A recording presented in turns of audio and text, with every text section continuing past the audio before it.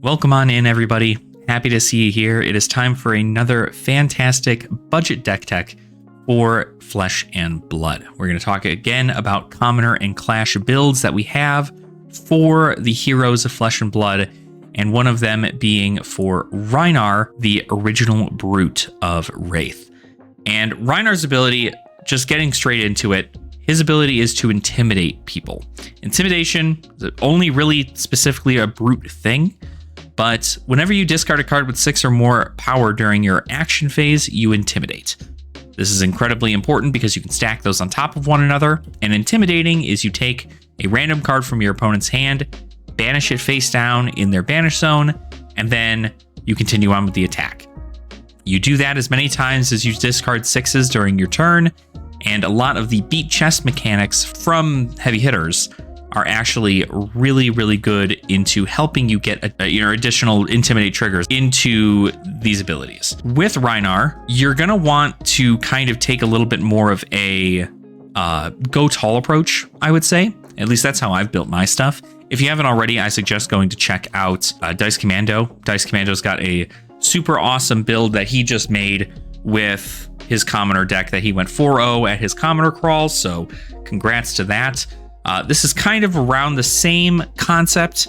I've taken a couple of things that I know he's used that I kind of wanted to see for myself. I'm just going to go ahead and let you guys know what we have and what works, how it all works together, and maybe you can even check out this deck for yourself along with me. So, Barkbone Strapping, this is our chess piece that we've chosen. I wanted to choose Heart and Cross Strap, but Heart and Cross Strap, it guarantees 2 resources, but Barkbone Strapping, in most cases, you're getting somewhere between 2 to 3 resources. But technically, you have the option of getting mostly 1 resource, because if you roll a 1, a 2, or a 3, 1 gets you no resource, 2 and 3 get you 1 resource, but then you move on from there and you have an option of higher resources. It's not always a guarantee, but I definitely think that the Battle Worn 1 on it is much more efficient than the no block of Heart and Cross Strap. So at least save you a little bit of your life, and then you can also go ahead and gain additional resources when you've used up its block power. Moving into Beaten Trackers, of course, brute staple in these budget formats. You do have the ability to, when you discard a random card with 6 or more power, you can destroy this to gain an action point. Gets you a little bit of a go again. So it's not entirely go again because obviously you still break the chain, but it is a nice way for you to keep going with your turn, maybe attack with your weapon. And it's got Battle Worn 1, just like the chess piece. So it does block out a little bit more in case you're trying to go for something like, I don't know, some other kind of go again opportunity. But in most cases, Beaten Trackers is usually the one you're going to want to stick with. Gauntlet of Might was the tech that Andrew used in his Rhinar build. I think it's nice. Obviously, having Blade Break 1, being able to block one more thing is efficient. But what I don't quite like is, again, you don't get additional power onto your stuff. This could either be Goliath Gauntlet or Gauntlet of Might, either or. I'm sure somebody else has another spicy tech for one of these, but this is kind of the main deal for Gauntlet of Might. I like it because you can also destroy it to then create a Might token. So if you're in need to make something like make that 6 a 7 for a bigger breakpoint on your opponent's turn, you can crack it and know that on your next turn, you're going to have an additional amount of power onto your attack. But in most cases, I'd imagine it's probably better for the Blade Break 1. And then our helmet is the Rhinar Specialization Helmet. We do have this for the Intimidate trigger that we can get off of it, right? You can destroy it to draw a card and then discard a random card. The odds of you discarding a 6 are high, but it's not a guarantee. So sometimes this could miss and you could miss out on an Intimidate trigger. But for the most part, it's just a way to kind of get another Intimidate on top of what you're already doing in your turn. Again, you do have the Battle Worn there too, which is really important. Moving on then to the weapon. So I'm torn again here on the weapon, and let me know, right, brute players, let me know what you guys think about this. I'm playing the Romping Club because paying 2 to then swing with a, for 4, possibly 5 if you've discarded a 6 is really good. You guarantee a breakpoint at 4, and it's incredibly powerful. The only thing I would possibly change this out with, and I've been testing a little bit in our Clash deck that I'll show you guys in a bit, is Ravenous Meat Axe. Ravenous Meat Axe only comes in for 3 attack that you pay 2 for, but when you attack with it, you draw and discard, much like our helmet. And if you discard a 6, then you get +2 to the weapon, so it comes in for 5. So both of these weapons, in a way, come in for 5 when you discard a 6. The only difference is that Romping Club, if you discarded a 6 at any point during your game, you will get the trigger. But Ravenous Meat Axe can also trigger a Intimidate, which is important. We want to kind of try to buckle on our Intimidates, do a lot more than just 1 Intimidate a turn. We want to do somewhere between 2 to 3 Intimidations every single turn we can, strictly because that's going to rip cards from our opponent's hand, force them to block in a different way than probably what they expected, and then gather our damage through on that method. Let's go ahead and move then into the main deck. Again, this is kind of more Intimidate focused, but I do run some stuff to give us some go against and some agility, so that way we can get somewhere between 2 attacks in. You're probably not getting 3 attacks in at all ever, but to get 2 attacks in is pretty nice, especially if you can get some Intimidate triggers as you are attacking. That is pretty important. So let's go ahead and talk about the Assault and Battery. We've talked about this in our KO build, which also, if you haven't seen our KO build, I do have a link for that up here. I can throw up so you guys can see. Assault and Battery, it's very good for the agility tokens. It's got that beat chest ability, so it'll allow you to intimidate at least every turn if you do want to attack with this. It's kind of like Smash Instinct, but you get to choose which card you're intimidating with beat chest, and then you also get an agility token. So it's nice for the intimidation. It's nice to get us set up for another turn. But if you can't get the agility, no worries. This is still just another way for you to discard a 6 to intimidate, so your opponent has to change their block strategy. We run the reds and the yellows of Assault and Battery. We do also run the reds of Bare Fang. This is another one that I'm not like entirely sure on, because no block value doesn't feel good, but with you intimidating cards out of your opponent's hand in most cases, Bare Fangs is incredibly powerful, because in most situations it'll come in for 8, but even if it doesn't, it comes in for 6 still. But these next cards that we're talking about is the reason why I decided to really choose this entire build, and it's Bonebreaker Bellow. So we run the Rainbow of Bonebreaker Bellow, and the reason we like this card is because although you have to pay a resource for it, which you can use Barkbone Strapping for, right? I mean, that's a nice way to use to activate Bonebreaker if you're trying to go for a huge turn. You can activate Barkbone Strapping, play Bonebreaker Bellow if you get a resource, and then you're going to want to beat chest when you play this card, right? If you don't beat chest when you play this card, you are wasting it. I understand if you're resource intensive and it's not really working out, you're trying to push as much damage as possible, that's fine. But in most cases, all cases, you want to use the beat chest mechanic in here to discard a 6 from your hand. It doesn't have to be at random. And then also, as a quick reminder, Beaten Trackers cares whether or not you discarded it at random, and Bonebreaker, you get to choose. So Bonebreaker Bellow, the beat chest mechanic entirely, does not activate Beaten Trackers. Just a heads up. When you beat chest, this buff turns from whatever it's initially at, 3, a 2, or a 1, into a 5, a 4, or a 3, based on its color. And that's super big, because let's say, for instance, if you're able to Bonebreaker Bellow, beat chest a card, and then come in with a Bare Fangs, drawing and then discarding a 6, this will come in for 8 initially, and then plus 5, it will be for 13. 13 damage, and you have technically, especially if you've discarded a 6 right through Bare Fangs, you have intimidated twice, leaving your opponent with 2 cards in their hand, and then you're coming in for 13 damage. This is guaranteeing that some of that damage slips through, unless your opponent is running a 8 damage full Guardian build, but in most cases you are getting a lot of damage through when you're triggering Bonebreaker into pretty much any of these attacks. You can even Bonebreaker into Romping Club. It's another great tactic, because then this is just, if you use the red one, for instance, you beat chest, you intimidate, and then you come in with a Romping Club for 10. It's pretty good. 2 resources for 10 damage, and you don't have to lose an additional card. Not too shabby, but if you can use it with any of these attacks and you have the resources for it, I suggest doing that too, because the more damage you can present on one card, the better your odds are for getting that damage through and closing the gap, so you're able to really finish off your opponent. We are then playing Fate Foreseen. The only reason I'm playing Fate Foreseen is because I do want to see kind of what's on top of my deck, especially with some people playing Clash and not really having a need for like Sync. Sync is also another tactic here. I don't even really know if I want to play D-Reacts here. I feel like my damage is so incredibly high that playing D-Reacts is actually slowing down my game plan.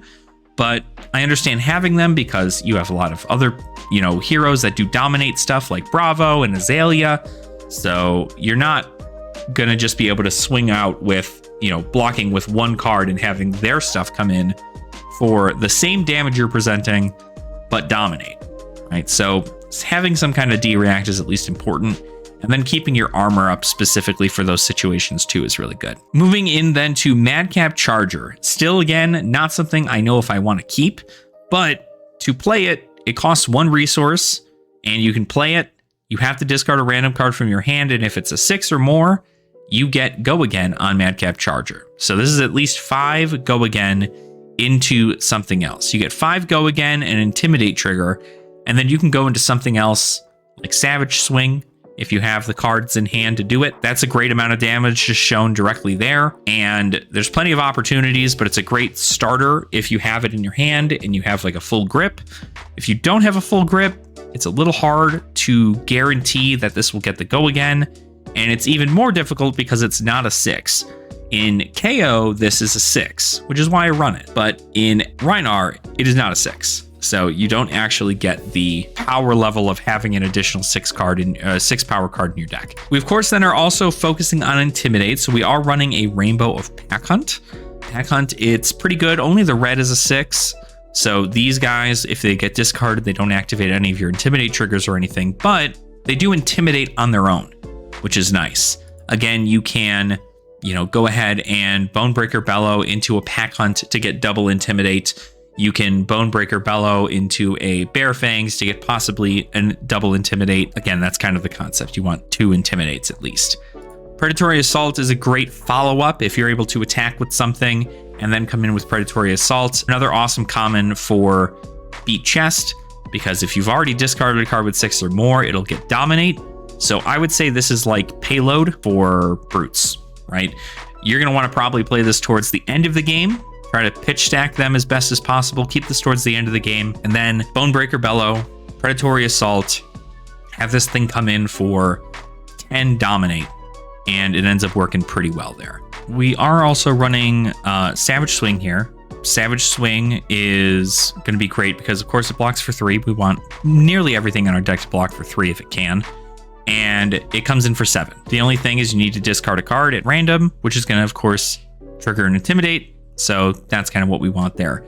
A big note for this, if you guys have not seen this or played Brute at all, when a card here says that you need to discard a card at random, it is an additional cost to play Savage Swing. That means that you have to have another card in your hand in order for you to actually play this. So if you think that you're just going to be able to pitch a red and play Savage Swing and then have no cards in your hand, then you can't actually even play Savage Swing. You need to have an additional card in your hand. It doesn't have to be a 6, but it would preferably want to be a 6 so you can get an Intimidate trigger. But you need to make sure that you are getting that extra card in hand so you are able to at least play this card. Then we are running the Rainbow of Smash Instinct. Smash Instinct is just another Intimidate card. We want to continue these Intimidates, and they also, the yellows and the reds are above 6 power. I am running the blues though, because even still the blues have a great power into Intimidate, especially with that Bonebreaker Bellow, and they block for 3. The downside for Rhinar is that he doesn't play like KO, where KO has everything in the deck has +1 additional power pretty much. But Rhinar's ability to Intimidate, it kind of makes it a bit of a different build. You're still focusing on that go tall strategy as opposed to the go wide stuff from KO. I'm also running Agile Windup. This is another agility token. I want agility tokens sometimes, but even if I can't get agility tokens, being able to discard this card for, any of my costs up here, like for Madcap Charger or for Bear Fangs or Assault and Battery, it's still a 6 and it pitches for yellow. So the more resources we have in here, the better. And if you're really looking to go off on your next turn, maybe you want to do like you want to attack with your club, or you want to attack with something and then attack with your club to kind of try and close out the game. Agility tokens aren't too bad of a deal there. We are running the Wrecker Romps here as well. We have Wrecker Romp yellow and blue. Blue Wrecker Romp is a necessity in just about every single brute deck. It's like the only 6 power 3 block card that exists that is also blue. You're normally not going to play this. You're normally going to be pitching it, but if you need to play it, it only costs 2. You have to have that additional card in hand, and it is quite powerful. So another great game ender because you're still getting those Intimidate triggers. And then finally, we have Madcap Muscle. Now, Dice Commando, Andrew had talked about Madcap Muscle and how well it worked for him. Obviously, we don't have a lot of choices in this deck in regards to what we want to put in as far as blues that are 6s, because the only thing we have is Wrecker Romp. But Madcap Muscle is at least a nice choice because in most cases it is a 3 for 7, which is kind of what we're looking for. Even still, it's at least a 3 block. So if we need to just block with it, we'll block with it. Moving on to the sideboard. So our sideboard here, we do have the Oasis Respite and our Null Rune Boots. The reason we're doing this obviously is just because we want to make sure that we have Arcane Prevention in case we are going against some kind of Rune Blade or Wizard or something of the sort. But for the most part, the damage output that Rhinar provides is going to be huge going into that. Not to mention the fact that intimidating cards out of like a Kano's hand or an Icelander's hand, they no longer will have the resources to play cards in the manner that they wish, especially since it's at random. So if you start intimidating the blues out of Icelander's hand while you're attacking, they have to make sure that during that first attack, before initial, resolution occurs, that they pay all their costs to be able to come in with their blue that's in Arsenal, and then also their Waning Moon, as opposed to waiting a little bit and then doing it then, because they could get their blue intimidated from their hand, and that's just, it feels bad for them. We are also running Pummel in here. This is mainly for Guardians. I want to say Guardians are probably the biggest thing we want to play this for. I would actually just add these in. These are changed in and added in for the Wizard and Runeblade matchup. Not all 3 of these. I'd probably just put the Null Rune Gloves on for the Runeblade matchup. But for anything else, Icelander or Kano, you're going to want all 3 of these here, and then also your Oasis Respites. This just helps you prevent that damage, and maybe even some cases gain you life with Oasis Respite. If you are going to save your Oasis Respites, save them for when you know that your opponent is going to go off with a big turn. So things like Aether Flare or Aether Ice Vein is also a great time to use it there too. And then Pummels you can add in for Guardians. And that is pretty much everything for the commoner build. It's pretty straightforward as far as things are concerned. Again, a lot of it is just kind of stacking on those Intimidate triggers, because in a 40 health format, it's a little hard to stack a lot of that going in and then be able to not so much leak. You want to get like big damage turns off and really just stop your opponent from having a powerful blocking turn. But luckily in these low health formats, even if you leak 3, 4 some damage every turn, that's going to stack down pretty quick. The only downside, of course, is that you need to also have another card in your hand to discard in most cases for the beat chest mechanic or the discard a random card mechanic. And you want those cards to be 6 powers or higher, because if they're not, then you don't really get to work out well with its own abilities, and you don't get to intimidate, which is very unfortunate. All right, moving on to the Clash build here. So we do have a Clash build here for Rhinar, mostly the same as far as equipment goes. Like I said, I am actually trying out Ravenous Meat Axe in this build. You can play Ravenous Meat Axe in Commoner as well, and some people might enjoy it a little bit more because of its ability to draw and then discard, allowing this to come in for the same amount that it would with Romping Club, but initiating that Intimidate trigger that Rhinar really likes to stack upon. So all this armor pretty much stays the same. You have Barkbone Strapping, Beaten Trackers, Gauntlet of Might, and Monstrous Veil. And then moving into the main deck, as Clash is, we have access to specializations as well as rares into our main deck. We do have access to mentors as well, but I'm not actually going to be running Chief Rukatan, who is the mentor for Rhinar. The reason being is because he doesn't pitch for anything. And frankly, I can stack enough Intimidate triggers that I don't need his effect, and I don't need him to search me an Alpha Rampage, because in most cases, I'll probably find it soon somewhere between turn 1 and turn 5, because it just tends to happen that way. So getting into the build, we're going to talk about some of the cards we have kept and some cards that we've changed around. We have added Alpha Rampage. Alpha Rampage is a Rhinar specialization from WTR. It's very good. You pay 3, comes in for 9, and as an additional cost to play this card, you discard a random card. So you intimidate twice with this if you discard a 6. In most cases, again, you're going to have a 6 in your hand, so you're going to want to be able to discard a 6, and then you get to intimidate as well. Then we do run, of course, the Rainbow Bonebreaker Bellow. This is going to be the plan for the deck again, is just to kind of pump up one of our attacks and get additional intimidate triggers based off of it. We are only running the red pack hunts in here. Again, mainly just to keep the 6s. We have access to more 6s in our deck now because we have access to rares. So we cut down on some of the ones that were not 6s and still allowed us to intimidate. So we are down to just the 2 red pack hunts. We still have the 2 predatory assaults. And now we are also running 2 red pulping. Pulping is very cool because much like Wild Ride or Bear Fangs, you draw a card and then discard a random card. If it's a 6, this gets Dominate. And then if it's not defended, if it's defended by less than 2 non-equipment cards, it gets Go again. So in most cases, unless your opponent has a way to block with a defense reaction and then a card from their hand, then you're going to be getting 6 damage, Dominate, Go again, and you're able to follow up with something else on your turn. It also triggers the Intimidate, so if your opponent did have something they wanted to block with in hand, you possibly could intimidate that out of their hand so they can no longer use it in the way they want. I think that's where Rhinar's ability really shines, is the way that he forces opponents to block the way that they normally wouldn't. You know, most people have a plan for how they want to block, and Rhinar says, no, I don't want you to have that plan. You're going to deal with whatever you have. Moving on, then, we are getting into the rare here, the new rare that came out in Heavy Hitters, Rawhide Rumble.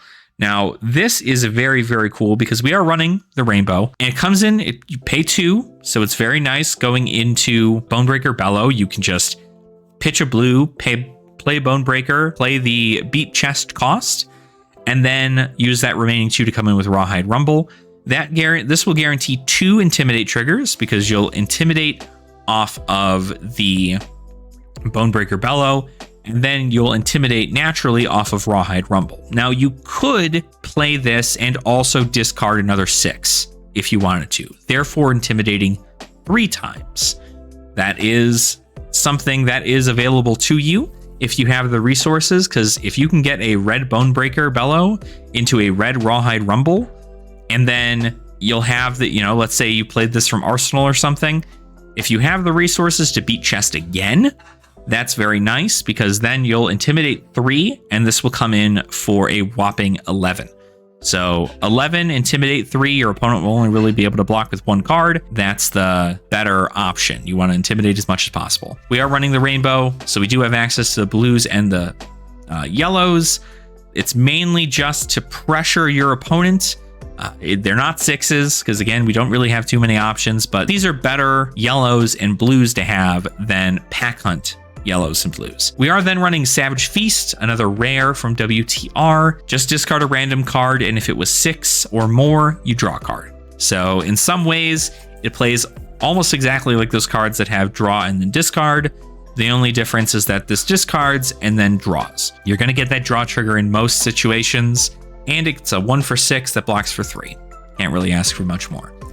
We are still running the Savage Swings here, and we are running the reds and the yellows of Smash Instinct. Again, we're trying to cut down on our non-6s and keep more 6s in our deck, so we have hits for our beat chest and for our discard cards at random cards. We are still running the yellow agile windups, mainly for resources, but also for the agility token if you did need to go with agility. Heck, if you need to attack with it, you can do that too, because it is a brute card. But in most cases, you're going to discard it, or you're going to go ahead and pitch it. That's kind of the concept for it. We're running the yellow assault and battery for the agility if we want it, but it's another 6 that we can pitch for 2, and it blocks for 3. So it's right up there with everything else. Reincarnate's a new rare, not a new rare, but it's a rare card that we are adding into our Clash build. Reincarnate, if it's discarded at random, you put it at the bottom of your deck. With it being put on the bottom of your deck, you're able to kind of counter fatigue in that way, but it has to be discarded at random. So again, like I had said previously, if you have a card that says discard a card with 6 or more power, like with Beat Chest, that is not at random. So you do not get the trigger for Reincarnate if you use Reincarnate to trigger a Bonebreaker Bellow. So be aware, you may have to do that in some situations where you have to discard a 6 and it's the only 6 in your hand. If you have to do it, you have to do it. But in most cases, you're going to want to randomly discard Reincarnate, so that way you can have it filter back into your deck and you don't have to worry about getting fatigued in some way. We are then playing the yellows and blues of Wrecker Romp still, and we did still tech in this Madcap Muscle. And it's not a 6, so we don't really have access. We don't really have a lot of access to blue 6s, but this will continue to do exactly what it does in the commoner deck, where it could possibly come in for 7, which is enough in most cases there. And then our sideboard stays exactly the same. So I've actually got a little bit of gameplay from this deck, but I might post it as a separate video so I can kind of show you guys that. So keep an eye out for that. But this is the Clash build for Rhinar, and then of course we just went over the commoner build previously. I'll have timestamps and everything down in the video, so that way you guys can go ahead and bounce back and forth if need be. And I'll have the links for both of these decks in the description down below as well, so you guys can check them out for yourselves, play them on Talishar, play them with your friends, and let me know how it goes. I'm not exactly, I don't consider myself the best deck builder out there, but I do like how this Rhinar is very, very focused on discarding 6s and getting additional Intimidate triggers. You really want to be able to strip cards from your opponent's hand and utilize that opening to deal as much damage as possible.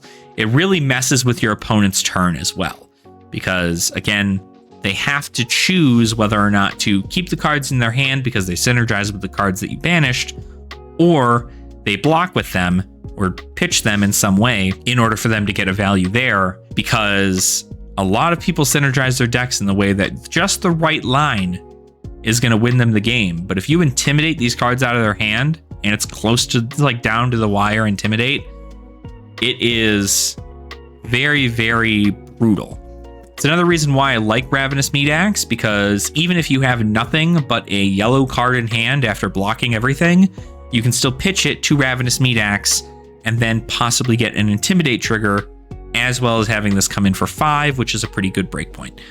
So let me know whether or not you would have chosen Romping Club over Ravenous Meat Axe. And if you are testing Ravenous Meat Axe, let me know how it works out for you. I'll go ahead and post some gameplay in our next video that we do here on the channel.